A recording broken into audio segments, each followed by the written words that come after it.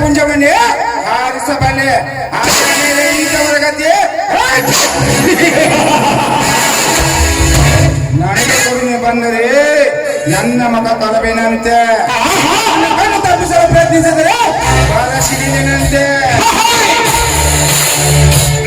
ಮನೆಗೆ ಬೆಂಕಿ ಹಚ್ಚೆ ನಮ್ಮ ಮಾತಾಪಿತರನ್ನು ಸುತ್ತು ನೆನಪು ಬಂದರೆ ಸೇರಿದ ಸಿಂಹದಂತೆ ಕಂಗೆದ್ದ ಹುಲಿಯಂತೆ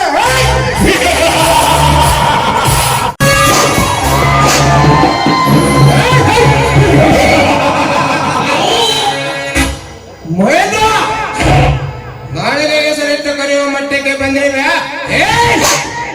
ಎಷ್ಟೇ ಎಂದರೆ ನನಗೆ ಅನ್ನ ಹಾಕಿ ಸಾಕಿದ ಸಂಸ್ಕಾರ ಸರ್ಕಾರದೇನು ಸರ್ಕಾರದೇನು ನೀನು ನನಗೆ ಒಟ್ಟಿಗೆ ಅನ್ನ ಹಾಕಿದ ತಕ್ಷಣ ನಿನ್ನ ಕೈ ಗೊಂಬೆಯನ್ನು ತಿಳಿಯಬೇಡ. ನಾನು ಯಾವ ಹಂಗಿನಲ್ಲಿ ಹೋಗಿಲ್ಲ ಅಂದ ಮೇಲೆ ನನಗೆ ಯಾರ ಭಯವೂ ಇಲ್ಲ. ಅಂದ್ರೆ ನಿನ್ನ ಮಾತಿನ ಅರ್ಥ ನೋಡಿದ ಬಾತು ನಾನು ಯಾಕೆ ಆಗಲಿ ಒಂದು ಸಂದರ್ಭದಲ್ಲಿ ಮಾತ್ರ ಮರ್ಯಾದೆ ಕೊಡುತ್ತೇನೆ. ಉಳಿದ ಸಮಯದಲ್ಲಿ ನಿನಗಷ್ಟೇ ಅಲ್ಲ ಈ ಪ್ರಪಂಚವನ್ನೇ ಸೃಷ್ಟಿ ಮಾಡಿರುವ ಆ ಬ್ರಹ್ಮನಿಗೂ ಕೂಡ ನಾ ಕೊಡುವ ಮರ್ಯಾದೆ ಇಷ್ಟೇ. ಸುಟ್ಕೇಶಿನಲ್ಲಿ ಹಣವಿಷ್ಟೇ ಮೈನರ ನೀನೇ ತೆಗೆದುಕೊಂಡು ನೋಡು.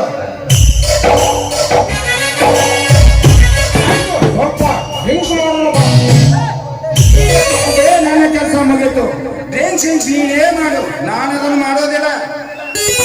ಸಿಂಹದಂತೆ ಸಾಹಸ ಮಾಡಿ ಒಂದು ಹೆಜ್ಜೆ ಮುಂದೆ ಇಟ್ಟು ಸಾಗಿದರೆ ಸಾಕು. ಹೇಳಿದ ಕೆಲಸ ಸಕ್ಸಸ್. ನೀನು ಸಿಂಹದ ಮರಿಯೇ ನಿಜ. ಒಳಗೆ ಹೋಗಿ ನಿನಗೆ ಚೆನ್ನಾಗಿ ತಿಳಿಸುವೆ. ಹೋಗೋಣ.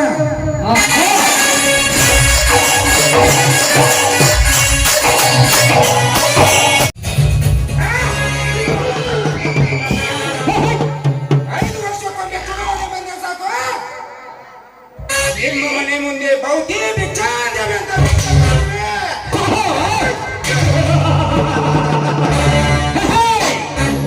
ತಿನ್ನಕ ಕೂಲಿಲ್ಲ ಅಂತಲ್ಲ. ನಿಮ್ಮದು ಒಂದೇ ಒಂದು ಹೋಳಿಗೆ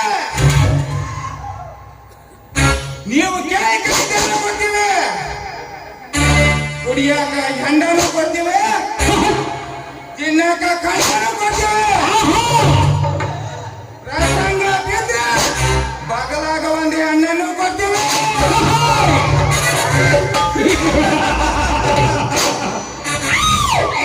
ಹೊರತು ಬಂತೀವಿ. ಐದು ಐದು ಐದು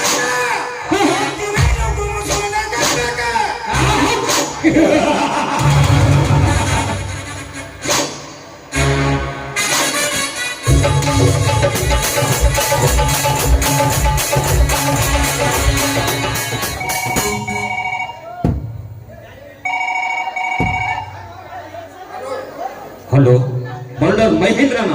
ಯಸ್.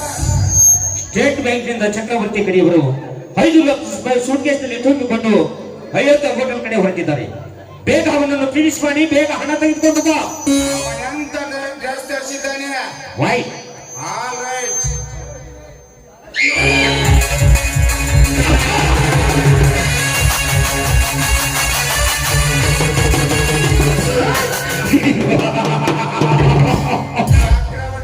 ಚಕ್ರವರ್ತಿ ಅಂತ ಹೆಸರಿಟ್ಟುಕೊಂಡು ಈ ಕಾಲಚಕ್ರದ ವಕ್ರಗತಿಯನ್ನು ತಿರುಮುರು ಮಾಡಬೇಕೆಂದ ಚಕ್ರವು ಭೋಗಗಳಿಗೆ ಕುಳಿತಳು. ಈ ಆಟ ಆಡುತ್ತಿರುವೆಯಲ್ಲ, ಆ ನಿನ್ನ ಆಟದಲ್ಲಿ ನಾನೊಬ್ಬ ಕಳ್ಳನಾಯಕನಾಗಿ ಬಂದ ನಿನ್ನ ಶ್ರೀಮಂತಿಕೆಗೆ ಬೆಂಕಿ ಹಚ್ಚೆ ನಿನ್ನನ್ನು ಪೀಕಾರಿಯನ್ನಾಗಿ ಮಾಡದೆ